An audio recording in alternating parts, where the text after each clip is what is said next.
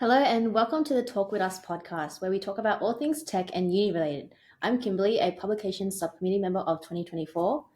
And I'm Tina, the Publications Director 2024, and in today's episode, we'll be talking about something every student goes through at the end of each term, also known as surviving the exam period.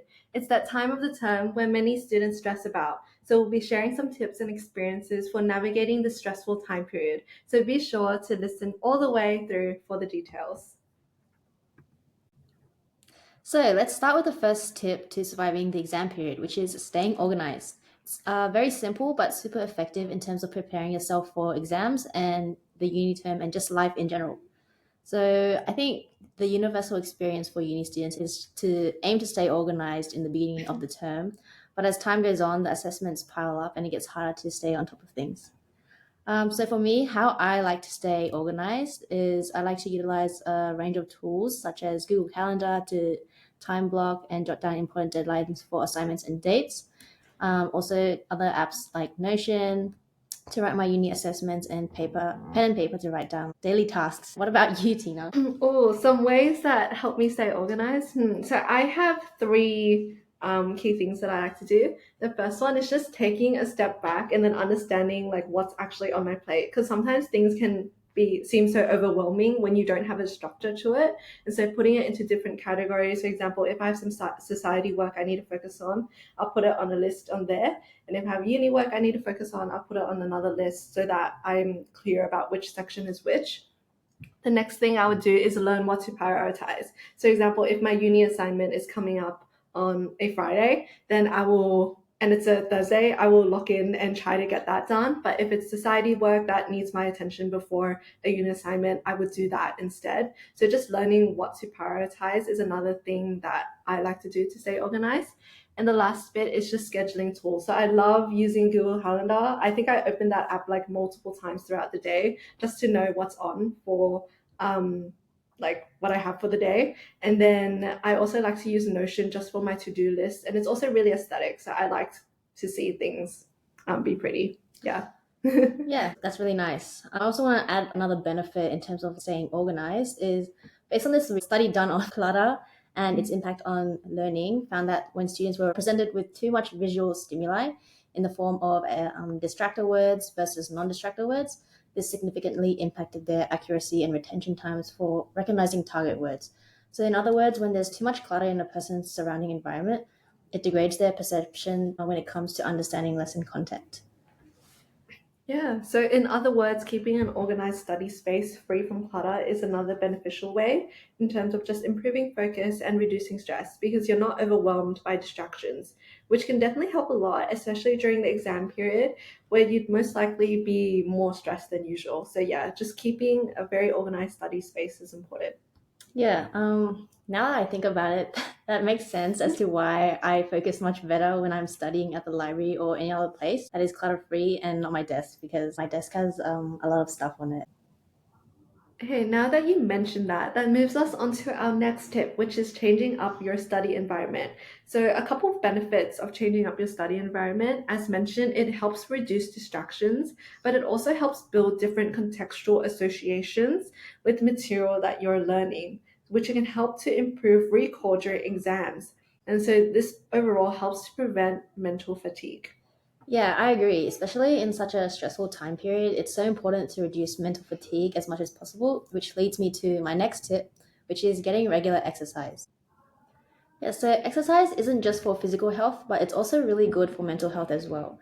In terms of the benefits of regular exercise, studies show that physical activity can help to reduce stress and improve memory retention in comparison to those that were more sedentary, and that the brain plasticity that's responsible for sharpening your memory and concentration continues to evolve over a time period, even after the exercise has ended. So basically, from exercising, you're able to retain information better and you're also able to concentrate more, and it also improves your mood. Absolutely. You don't even have to do a full workout to see the benefits of physical exercise. It could even be a quick walk or stretching for a couple of minutes, and it can help boost your mood and give your brain a mental reset if you're experiencing brain fog. Also, it's just a nice break from sitting at a desk all day, which can be very tiring. Yeah, I agree. My mind feels so much clearer after exercising, and it really helps me concentrate. I also want to add another benefit of exercise is that it improves your quality of sleep, which is the next tip when it comes to surviving the exam period. Ooh, I'm excited. So I'm sure a lot of you already know that sleep is so important when it comes to improving your memory, mood, and even your focus. So staying up late to study can actually be counterintuitive because your brain needs sleep to process and store information. So true. It's tempting to pull an all-nighter or stay up really, really late to do last-minute cramming for exams, but being well rested is way more effective than staying up late to hopefully retain more information for the exam. Yeah, for me, I've tried to stay up late before the exam to do some last minute studying, and all going to say is that I wish I had that extra 1 to 2 hours of sleep because on the day of the exam, I don't really feel my best, and I feel like I have brain fog, which makes it hard for me to recall things that I tried to learn the night before.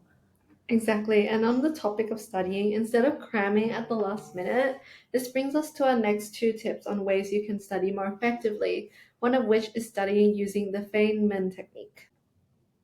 For those that don't know what the Feynman technique is, essentially it's a study technique that involves explaining a concept that you're learning in simple terms as if you're teaching it to someone else. Right, and so if you can explain a concept in simple terms, that means you really understand it. And if you can't explain the topic, then this study technique also helps you identify knowledge gaps so you know what areas to focus on more. Yeah, that's definitely right. This technique is a great way to significantly enhance anyone's learning experience instead of just writing notes from lectures, since you're learning with intention and creating new neural pathways in your brain, which makes connecting ideas and concepts much easier. But what if you don't have anyone to explain it to? Yeah, that's completely fine. You can still use this technique and pretend that you're explaining it to a friend or even use a stuffed animal. Of course, that's not the most optimal way to use the Feynman technique, as it's good to have someone to like actively ask you questions, but it still helps you to articulate your understanding of a concept. Yeah, that's true. I have this rubber ducky that I got from an Atlassian event, and it's sort of similar to the Feynman technique where you explain a concept to the duck, but instead I talk to it when I have a problem with my code in order to go through my thought process to debug the code. Oh, yeah, that's so cute. I've also used the Feynman technique as well. I don't have a free rubber ducky, unfortunately, but I have the power of my imagination. And I like to share what I learned to myself or a wall while annotating on my iPad. Yeah, so moving on to the next study technique that can also help you stay organized is the Pomodoro technique. Again, I'm sure it's a technique that people have heard of before, and there's a reason why it's super effective. So just to explain briefly to those that don't know what the Pomodoro technique is basically it's a method where you do focused work in 25-minute intervals and then take 5-minute breaks in between and then repeat this 4 times. Then you take a longer break and then repeat the whole cycle again. So basically it helps you get organized by breaking tasks down into smaller or more manageable chunks that you can then tackle one at a time. I agree. It's also very efficient, especially if you tend to procrastinate or get easily distracted.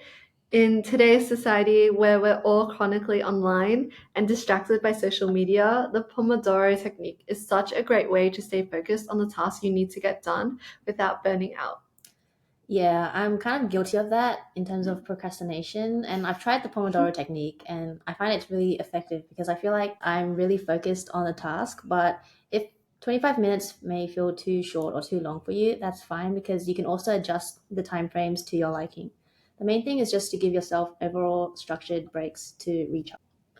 Finally, our last tip is to practice exam style questions. This is especially good if you're tight on time for studying for an exam. So I'd say the best way to study is by doing similar or past exam style questions instead of just trying to revise the content that you've learned throughout the term. Because there's really no point in learning course material when you have, let's say, like a week or even less than that to study for an exam because you don't even know if this material that you're studying will be in the exam anyways. So it's much better to study past exam questions because there's a high chance that these questions may be structured the same way. Yeah, and even if you don't know how to answer a question, you can always go back to your course materials and learn it, then repeat this process. Not only does this help identify knowledge gaps, but also helps to reduce your test anxiety over time. Do you have anything to add to that, Tina? Yeah, so I actually completely agree with you. Maybe just a small point to add, try to use all the resources you have. So, for example, if you don't have any access to any practice questions or previous exam papers, maybe reach out to your lecturers and tutors if they have any. Even if they don't, it's always better to try asking, and it shows that you have initiative as well. And you can also try asking friends from older years if they have any resources available or words of advice. And that's it for today's episode on surviving the exam season. We hope these tips help you stay calm, organized, and prepared for your exams. Good luck with your studying, everyone. Remember to focus on understanding the material, take care of yourself, and take breaks when you need them. You've got this. Thanks for tuning in to talk with us. We'll be back next time with more tips, stories, and advice. Until then, happy studying.